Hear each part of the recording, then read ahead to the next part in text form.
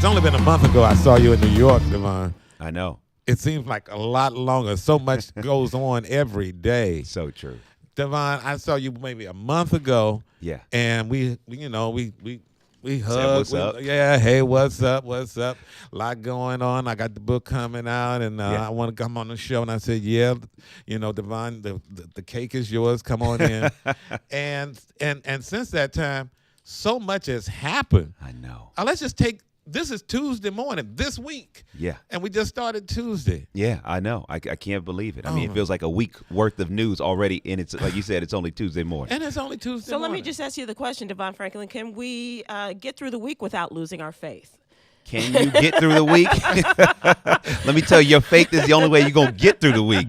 Tell her, Pastor. That's the anchor. I was waiting for you to say that. Hold on. So, yes, the answer and I is. use that because your book and Be Wildly Successful Without Losing Your Faith, and you talk, and your faith is so strong in the business that you're in, entertainment, which we know the reputation and a lot of it is real. And especially with, this week coming out with a guy like Harvey Weinstein, and the conversation there. But you say that some of the greatest lessons that you have regarding your faith have come as a result of being in this business. Yeah, the reason why I wrote my new book, The Hollywood Commandments, A Spiritual Guide to Secular Success, is because too often we just go to work and we go home and we don't actually take a moment to learn, okay, well, what is work teaching me? What is the industry that I'm in teaching me about success? And how is that industry giving me a platform to allow my faith to be expressed through my work? And so I've been in Hollywood for 20 years, and I've seen some of the greatest lessons for success. And being a person of faith, when I was raised, they said, oh, you're going to have to compromise your faith in order to be successful in Hollywood. And I said, well, how? Why? I said, are you telling me something that you have firsthand account with? And most of the time it was no. Somebody wanted me to submit my life to their direction. So as I went to Hollywood, started as an unpaid intern for Will Smith at the age of 18 and have been there for 20 years and now producing my own films. I can tell you that some of the most valuable lessons for success I've learned from that industry. And I didn't write the book because I want to write a book about Hollywood. I have literally I'm like a spy, okay, who has gone into a foreign land to help everybody else learn how to be successful. And I've extracted these 10 lessons in the form of the Hollywood Commandments to help anybody in their life become successful. Because too often we live beneath the power and the potential of our calling. And too often we, especially as people of faith, are afraid of being secular and learning what we can take from those environments in order to put God on display. It's the Tom Joyner Morning Show. You're doing a one-camera shoot on your iPhone. That's right. Instagram. You're lowering Live. your hoss there, aren't you? DeVon Franklin is in the studio. He has a big fan in Lavelle Crawford. Lavelle? Hey, brother, Mr. DeVon Franklin. Let me just tell you, you're a hero in my house with my wife. My wife loved it when you stood up for your wife when that lady came at her wrong. And my wife, it got me in trouble. Why you don't defend me like that? And I said, boo, I do, but I was making good. If you, boo, I would have tagged that woman in her eye. So I had to make myself look like a hero. So I had to go the next wife, had to be violent for my wife, thanks to you. But I'm a big fan of yours, brother. You're an inspiration. And the thing about it, one thing about it is, I tell you why I'm a fan, and this I ain't say this off the air. I abstained for a long time too, but then I fell off the wagon. But for a long time, I tried to hold it till I met my wife, but then God blessed me with my wife. Well, that is a blessing, man. I'm a big fan of yours as well, man. So I'm glad the feeling is mutual. I can't talk about abstention or, defending anybody like that, DeVon Franklin, but being honest with you. But here's what I loved about your book and talking about the commandments and working in Hollywood, but it's not just about that business. No. It covers all of us in whatever work that we choose to be in, and you can adapt what you have as your commandments to work for so many of us. But my problem is, and you really talked about stepping out on faith. Yes. Right? And my prayer always is, Lord, I know you have something for me, right. but let me hear you. Yes. and so I don't always, like I try to quiet myself, I try to still myself, and all of that, and I get this from a lot of my friends. Getting the message or knowing when that time is right and using that faith to step out. So how do you tell those of us, not just in, going for a movie deal, but for so many of us looking for that next? Yeah, it's such a great, and I get this question a lot, and that's why commandment number 5 is your gut is hiding God. Yes. Because too often, we hear God move, but we aren't sure. How do I know it's God? Because so many times God speaks in a whisper, not a yell. The second thing is that normally there's a disruption in our spirit. We can't quite get comfortable.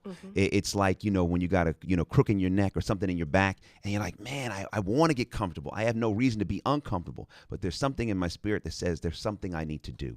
And the other part of it is normally when we hear God move, it challenges the facts of our life. I don't have the money. I don't have the time. I don't have the resources. I don't have the relationship. That's what we say. But what we feel in our spirit that we're being led to do is calling us to go against the facts and still move anyway. One of the anecdotes I tell in the book as it relates to this is back in 2014, I was an executive, at Sony Pictures. I had been there for about 9 years and done tons of movies from Pursuit of Happiness all the way to that most recent film at the time, Heaven is for Real. And that movie had done $30 million in 5 days. And we made it on a $50 million budget. And 2 days after, I was in the chairman's office. Right. And the chairman was saying, oh, we want to promote you. We want to give you more money. I said, I have to quit. And she's like, what are you talking about? And it was that moment where Peter got out the boat, right? And that was kind of how I felt. That God was saying, get out of the boat of being an executive and step into the water of your destiny, because I've called you to be a producer, and you can't be afraid to take a step now. Right. And so in that moment, I said, no, I can't take the promotion. I can't take the more money. I said, I've got to quit. And she was like, what do you mean you have to quit? I said, I have to quit. It's time for me to start my production company. That's why I came to Hollywood. And now this was 18 years after the first day I set foot in Hollywood when I was making this request. And the third thing I said to her is, I want you to fund it. Right.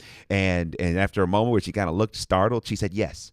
She said, as long as you don't negotiate with anyone else. I said, I won't negotiate with anyone else as long as the deal is good. And we negotiated that deal, and my company, Franklin Entertainment, started at the very end of 2014, beginning of 2015. And what was so interesting is soon after the deal closed, the chairman ended up losing her job because of all the emails getting hacked by North Korea. So I tell that anecdote to say, when you feel God move in your spirit, you have to go, because you don't know how long these windows of opportunity will stay open. Right. And there are certain people that are there to help usher in what he's called us to do. But when we sit on a word too long and we say, God, I don't know, we may put ourselves in a situation to miss the very things he is planning for our success. You know what I got from that is that he doesn't always speak to you the same way every time. No, he doesn't. And so that is a fact. And that is just in your book, all of these different ways that he does speak to you, that he commands to you, that he preaches to you. It's so applicable in so many different instances. And that's why I wanted to write, the Hollywood Commandments. And so many people from around the world that are getting the book are articulating exactly what you're saying, because I wanted to put a manual. Everybody wants to talk about the what. Right. What do you want to do? And then other people want to say, oh, look what I did. But no one wants to teach the how. Here's how you hold on to your faith, and here's how you employ strategy to become successful. And that's what this manual is. I have extracted this strategy from working in Hollywood, one of the most high-profile secular environments on the planet. Yet I've taken the things that I know will help anybody become successful in their life. And I believe, especially as a person of faith, what greater testimony to who God is than to put him to work at work. And then see the platform why others can get to know him by the quality of work and your ascension in whatever industry you're in. If you're stuck, if you feel like you're looking to go to that next level, if you aren't sure how to deal with politics, I address all of this in my new book, The Hollywood Commandments. And in this day and age where people don't want to do the work, they don't care about Oh, the my how. Lord. Come on now. That is what is so valuable about so what you're true. saying. Commandment number 3. You have to carry a crown before you wear one. Everybody wants the crown. Everybody wants the throne, but nobody wants to serve. Service is your way to the top.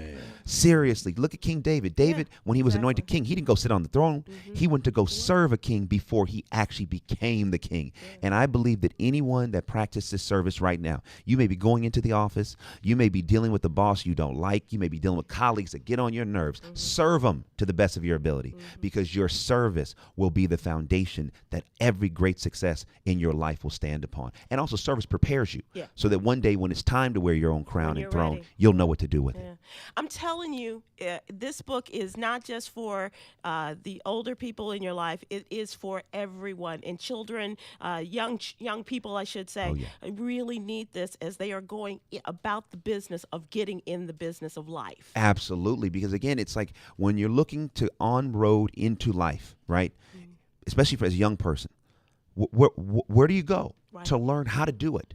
How do you do it where you can maintain your integrity, your character, but still allow your ambition, your God-given ambition, to be fulfilled? That's why I wrote this book, because I really want to help people, especially this younger generation, which is all about the selfie. Me, me, me, me, me. I'm saying, listen, turn your phone around and ask somebody, how can I meet your need? How can I put the focus on you?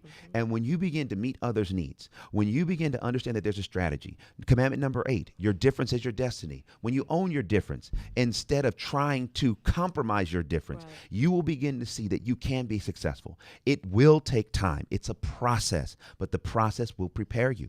Commandment number 1, your prayers alone aren't enough. You got to pray and prepare. Pray and prepare. Everything you pray for, you better get up and go prepare for. So this manual, like you just said, it's for anybody. It's for young, it's for old, wherever you are in life, whatever career. I wrote these commandments in a way that they're universal, so it can help anyone become the success that they've been praying for and that God has already ordained. I'm telling you, I have already pre-purchased copies because kids know what they're getting for Christmas. For Christmas? Oh, I love it. I love it. Yeah, for sure. I love it. Yeah. The book is called The Hollywood Commandments, A Spiritual Guide, Secular Success.